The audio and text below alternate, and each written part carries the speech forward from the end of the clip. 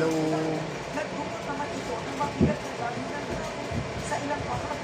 Kaliligo ko lang kung lagay maganito ako.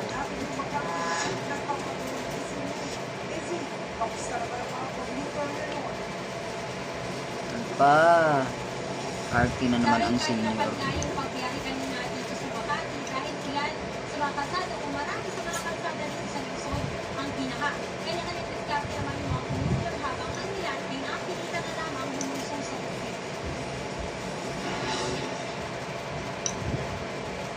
Commuter na ang naglakad na lamang sa Iligan Center Island matapos bumahang ang Clearpoint Avenue sa Makati City dahil sa naman. malakas na pulos na ulan ngayong Lunes. Pati kasi Bangketa ay inabot na rin ang tubig. Kita mo naman, sobrang bala. Tapos pati mga pag-pag ba talaga. Delikado yung madulas. Ang ibang commuter sumakay sa pedicab para lang makarating sa pupuntahan. Maliban sa Hillpuyat Avenue, binahagi ng Chino Rosas Avenue at Barangay San Antonio. Dahil dito, nag-ipon ang mga commuter dahil pahirapang makahanap ng masasakyan. Wala na akong masakyan dun eh. Lahat yung mga kapag doon ang isang kapag doon na eh. Ito daw po, wala na ba? Ibang task na wala. Kaya ang ilan, napilitan na rin lumusong sa baka at lakarin na lang ang destinasyon. Sobrang daming tao po sa ano po. Kukunti na rin po yung gitna na daan. Ito naman, Pupunto po natin yung mga dumana. Gano'n ka lang pag mo ka lang hindi ko pintext.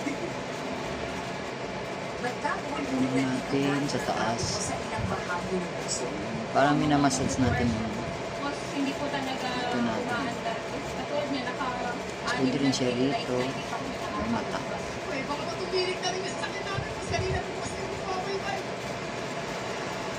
Sa Osmeña Highway naman, ninalis ang Department of Public Works and Highways ang mga basurang posibleng nakatarasa galing din ng tubig para maibsan ang baha sa bahagi ng kalsada.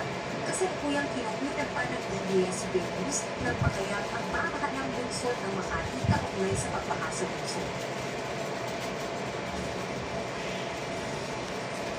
Karen, ayon kay MMDA General Para pambabatak na ay mukha. malaki yung volume ng ulan na pumuho sa buong Metro Manila ngayong araw. Simula yung alas 9 ng umaga hanggang alas 2 ng hapon na nadahilan kung bakit nagkaroon ng pagbaha sa maraming lugar. Dagdag pa niya ay gumagana ang lahat ng mga pumping stations dito sa Metro Manila. Samantala Karen dito sa Makati ay nakakaranas tayo ng Pwede yun. makikita pag-ulan.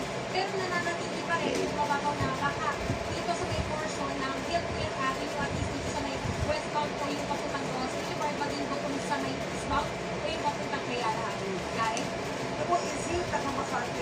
Yan, lalagyan niyo siya ng cream pagka nagganyan kayo. Lalagyan ko na to ng dragon cream. Sa gabi ko lang ina-apply yun. Karen, pakiulit yung tanong. 10 times gawin yung ganun. Para bumanat. Diba?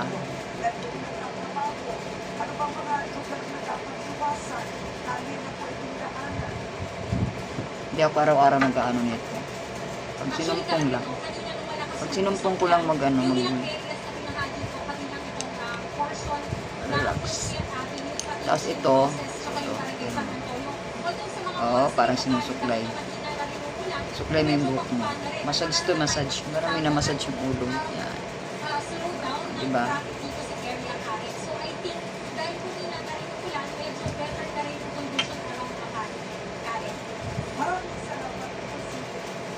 Ng pakiramdam. Pwede naman isa lang. Kasi buy one take one to kaya. Dalawa.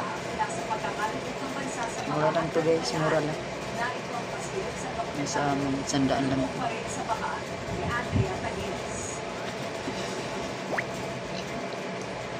Diba? Feeling young. Feeling young. Bye-bye. Wala talaga magawa eh. Salamat lo. Lumupa na yung ulan. Ambon-ambon na lang. Bye. Thank you for watching.